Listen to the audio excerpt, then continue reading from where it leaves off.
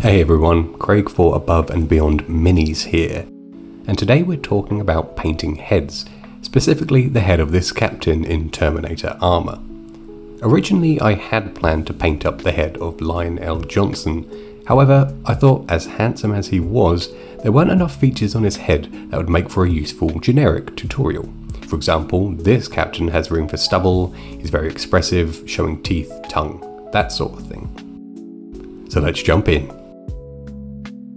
First, I just thought I'd show you these God Hand sprue cutters that I mentioned in my video when painting up the Infernus Ultramarine. And we can just see how very sharp these are. It cuts through that sprue there like butter.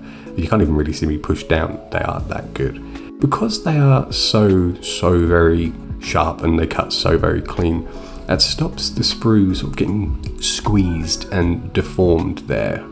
So I thought I'd just show you one of the benefits of having slightly better tools. So next up is me cutting the large, I think it might be called a burr, I'm not sure, from the Mini, and it's the same as last video, so we're cutting in from all different directions rather than just the one, because you run risk of gouging into the Mini there. And then same as before, 400 grit sandpaper up into the 600 and you should be good to go. You'll see me from time to time use my fingernail, and that's just to make sure that if I feel even the slightest bit of plastic, I can then sand that off or cut that off. I thought I'd show you pinning a head of a miniature here, just in case it's of any use to you and you do some sub-assemblies. You can see me here compare the size of the drill bit for the hand drill and the paperclip. We want something that's basically exactly the same, just so we know it's going to be a nice snug fit. If I can actually cut the thing and not drop it, be careful because this will ping off somewhere, and don't use your good sprue cutters for this, they will blunt. And now here you can see me sort of gouging a pilot hole with a hobby knife here. Please be careful doing this, obviously, you know. But that allows us just to make sure it's going to go dead center in the head and just stop that drill potentially veering off to the side, that sort of thing. And then we just drill in. It'll get to the point where you sort of feel it give, because I assume the head is hollow. But then, yeah, once you're in, you've got a good hole, you can then push that paperclip in. Now, some people like to glue it in, but if you pick the right size drill bit, you'll be good to go. You won't need to worry about then having to yank that off once it's painted or anything like that. And I can show you here that whilst you can remove it and put it back on quite easily, it's not going to fall off if you, I turn it upside down and give it a shake. And then he's ready for priming. So I've just stuck him on my priming Diet Coke bottle, and he went outside with some White Scar rattle can primer there. If you are doing a sub-assembly here, then you'll probably want to stick the Mini in some cork, and you want to make sure that it's going to go somewhere where it's not going to rotate or move, because the last thing you want to do if you're painting the eyes, for example, is the Mini to move. So here's the base coat of the face going on here with Bugman's Glow to begin with. If you've watched my previous video on the Infernus Marine, I like to start my paint jobs with the lowest tone that I'm going for when it comes to a colour. So Bugman's Glow is our darkest that it's going to be until we cover it in some Reikland Flesh Shade, just to really bring out those shadows. And here we go in with the Reikland Flesh Shade. Now this is to really seep into all of the details on the Mini, so where his cheekbones are, or where his sort of cheeks have come in because he's yelling, within the mouth there so the tongue gets nice and dark, where the face meets the hairline and the little headphone things that he's wearing, so we get a nice dark frame of the face there. And once that's dried, you can see loads of nice definition, and it gives us a great place to then work up from. So we're going to layer up the paints for the face here, moving up from Bugman's Glow, mixing in a bit of Cadian Flesh Tone to that until we're pure Cadian Flesh Tone, and then we do the same again with Cadian Flesh Tone and Kislev Flesh, and then finally Kislev Flesh with a tiny bit of light flesh from Vallejo. So first we go back and re-establish that Bugman's Glow, and what we're doing here is basically trying to not paint the very edges of the face where it meets the hairline, etc., as well as basically where the shadows would naturally fall on him. So in the, I say wrinkles in his face, where his sort of face is contorted in that yell or barking an order, whatever he's doing. And then we go in with a couple of layers of this, because as we know, it usually takes a couple of coats to get complete coverage of an area. But what we can do with that second coat of Bugmans is cover slightly less area than we did the first time we did the Bugmans after the Reikland flesh shade. So that allows us to instantly get in for free a little bit of blending. You can then see me work around the miniature, making sure that we pick out where the light would fall, or where we kind of again want to take some artistic license with this. So, you know, we want to make sure that the brow is really highlighted there, the nose, the chin, the cheekbones, that sort of thing. This will make it super readable from quite far away.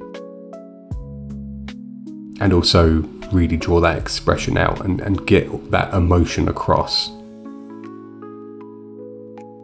Notice me put the mini sort of arm's length there, and that's because you're going to be looking at this miniature either, you know, on the table as you're gaming, in which case it's going to be what, 5 foot away or something, or maybe on the shelf on display or in a cabinet, whatever. We're never going to be looking at a mini. I think I had it about 5-10 centimeters away from my face. My face is literally right behind my phone, to the point where I could hear myself breathing in all of the footage. And so, yeah, so I take it at arm's length so we can make sure that it's readable. We want this mini to look better 5 foot away than potentially, you know, at the expense of 10 centimeters away.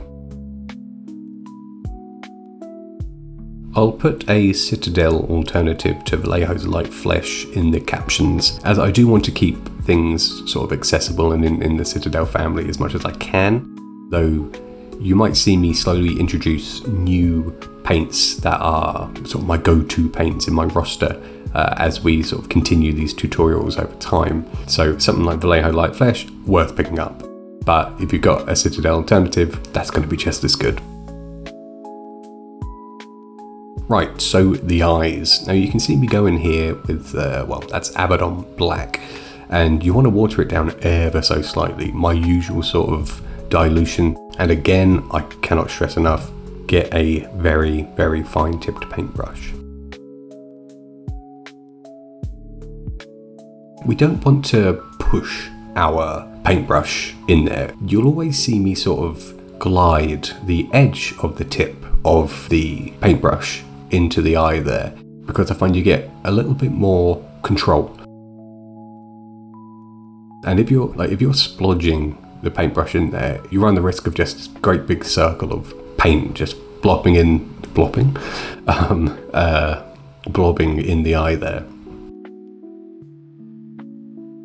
Once that's done though, we go in with Corax White. And you can see me sort of twizzle my paintbrush on my thumbnail there, just to really, really get it to a fine point that has not loads of paint on it. If you just take it straight from the pot and dip it on, there's going to be loads of like leftover paint on there.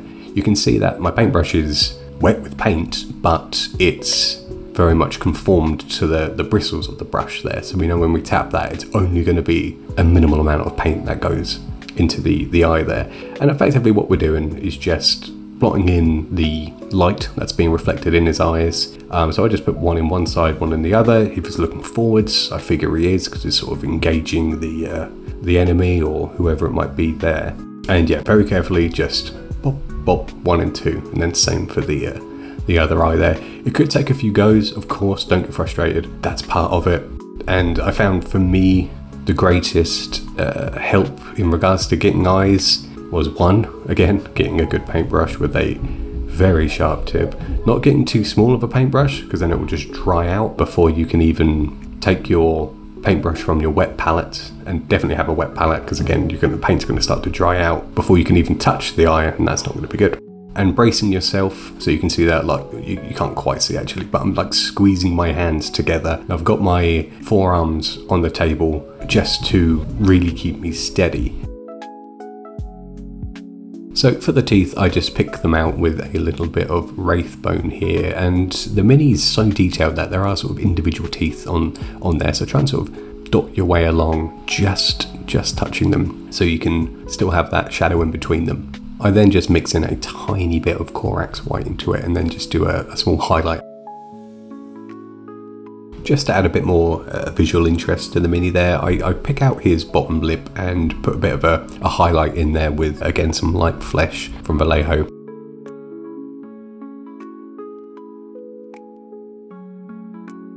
And that looks pretty good there. We haven't painted his hair or anything yet, but we can still add more to the face if we want to, just to add a bit more interest once again. For example, with some stubble.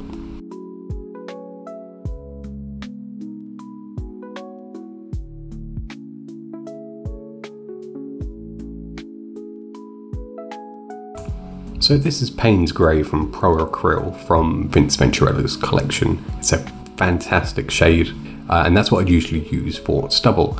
However, I want to keep things a bit more accessible, so instead I am mixing 1 part Cantor Blue, 1 part Eshin Grey and 1 part Abaddon Black. And you can see me, I've put the Payne's Grey on the back of my finger there, and so now I'm going to mix up those 3 bits all equal, and I'll apply it to my finger just above the Payne's Grey. And you can see once it's dried, you can see me sort of blowing it off camera, and you can see it's very, very, very close. Now, a bit of an auxiliary product I absolutely love is this glazed medium by Vallejo, and I really like the results. It just keeps that paint more evenly distributed. So again, I definitely recommend picking that one up. So you want to dilute it down and wick off most of it onto a piece of kitchen roll, and you can see me apply it to my thumb there, and it's that thin.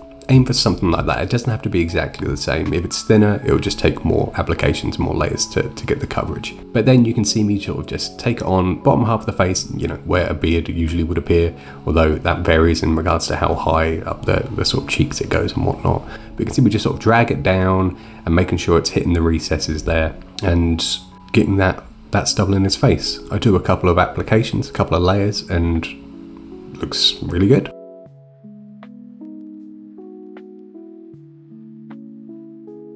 And last is his hair. So I've gone for quite a sort of a dark brunette for this guy. So I've done a base coat in Rhinox hide here. Then I'll work my way up through Rhinox hide to Mournfang brown, and lastly to Deathclaw brown.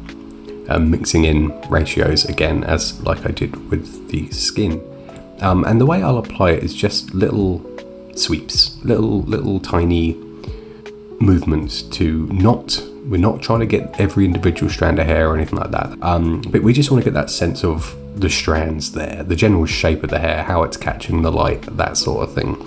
And so yeah, I'll work my way up to Deathclaw brown, getting smaller and smaller every time. It's just like any other highlight, apart from it goes on a bit more scratchy scratchy, I guess, in a way. And then just to make sure things are balanced again, you can go in with a bit of extra Rhinox hide or Mournfang brown or a mix of the both.